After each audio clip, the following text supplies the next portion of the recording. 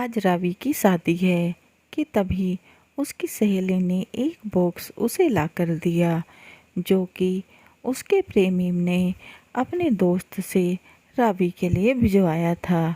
लेकिन जैसे ही वह बॉक्स रावी ने खोला तो उसके पैरों तले से ज़मीन खिसक गई।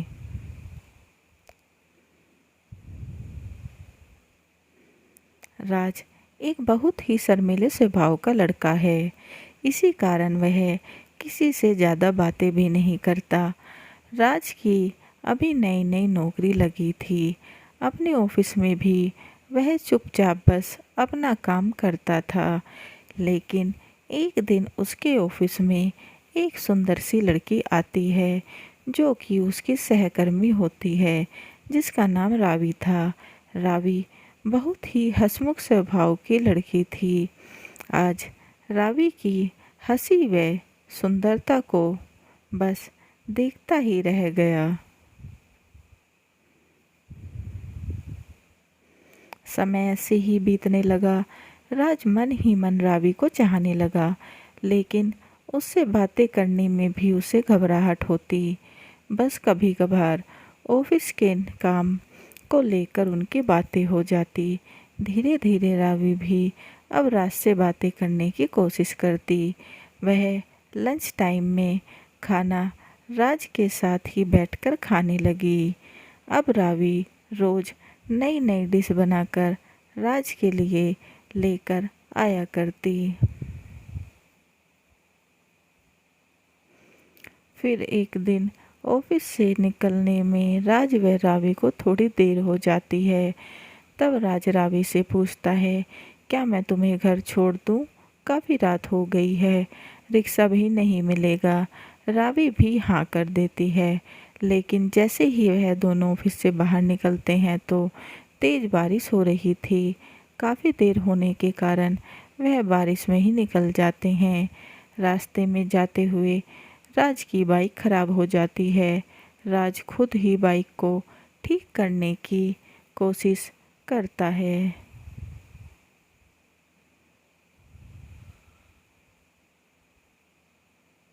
लेकिन अचानक जोरदार बिजली कड़कती है और रावी डर कर राज से चिपक जाती है। अब दोनों इतने करीब थे कि उनके सांसें भी आपस में टकरा रही थी। राज मन ही मन बहुत खुश हो रहा था। रावी भी राज की तरफ देखकर मुस्कुराई। राज अभी भी कुछ बोल नहीं पा रहा था। तभी रावी ने ही बात करना शुरू कर दिया। धीरे धीरे राज की भी हिम्मत खुली और उसने भी रावी से अपने दिल की बात कह दी। उस दिन बातों ही बातों में राज को पता चला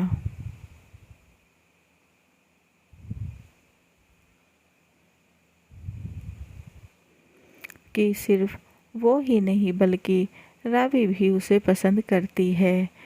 उस दिन दोनों ने अपने प्यार का इजहार किया। अब अक्सर दोनों ही मुलाकातें ऑफिस से बाहर भी होने लगी।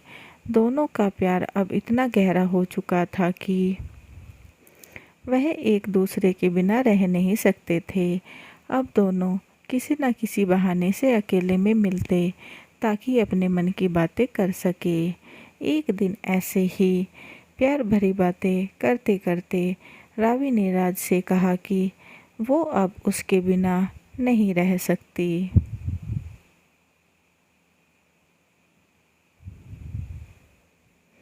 उन्हें जल्दी ही शादी कर लेनी चाहिए। राज ने भी रावी से वादा किया कि वह जल्दी ही इस बारे में अपने घर पर बात करेगा और रावी को भी अपने परिवार वालों से बात करने के लिए कहा। कुछ दिनों बाद जब राज और रावी बाहर मिले तो उस दिन रावी की आंखों में आंसू थे। रावी को इस तरह रोते हुए देखकर राज बहुत परेशान हो गया।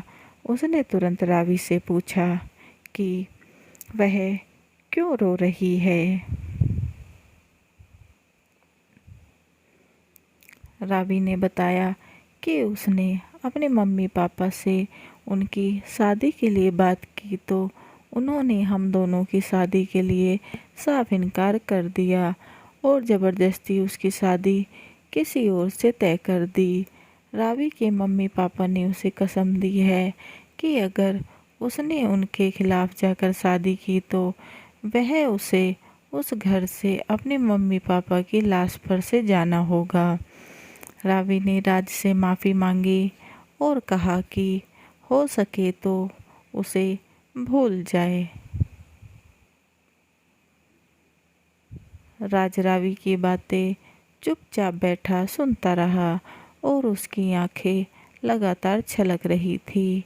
राज को रोते हुए छोड़कर रावी इतना बोलकर अपने घर चली गई। रावी की शादी की तारीख जल्दी ही तय हो गई और शादी का दिन भी आ गया। रावी दुल्हन के जोड़े में सजी बैठी थी, लेकिन उसके चेहरे पर खुशी नहीं थी बल्कि सिर्फ आंखों में आंसू थे। कि तभी अचानक रावी को एक बॉक्स मिला जो कि राज के एक दोस्त ने रावी की सहेली के हाथ भिजवाया था।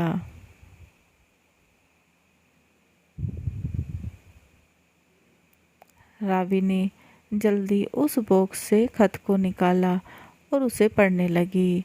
खत राज का था जिसमें लिखा था, तुम ऐसे शादी कैसे कर सकती हो? तुम अपने जीवन में कैसे खुश रह पाओगी जबकि तुम्हारा दिल तो तुम्हारे पास है ही नहीं, क्योंकि तुम्हारा दिल तो मेरे पास है। मैं तुम्हारा दिल लौटा रहा हूँ ताकि तुम अपने पति के साथ सुंदर जीवन बिता सको। रावी ने जल्दी से वह बॉक्स खोला और बॉक्स देखते ही उसके पैरों तले से जमीन खिसक गई, क्योंकि उस बॉक्स में राज का खून से भरा दिल था। उसे देखकर रावी की तबीयत इतनी खराब हो गई कि तुरंत ही उसे अस्पताल में भर्ती कराया गया। वहाँ डॉक्टर ने बताया रावी कोमा में चली गई है। आज रावी जिंदा तो थी, लेकिन बस एक लाश बनकर। कहानी कैसी लगी कमेंट बॉक्स में ज़रूर बताएं और चैनल को लाइक एंड सब्सक्राइब करना ना भूलें। And please support my channel and bell icon को ज़रूर दबाएं ताकि ऐसे ही अच्छी अच्छी कहानियों के नोटिफिकेशन आपको मिलते रहें। समाप्त।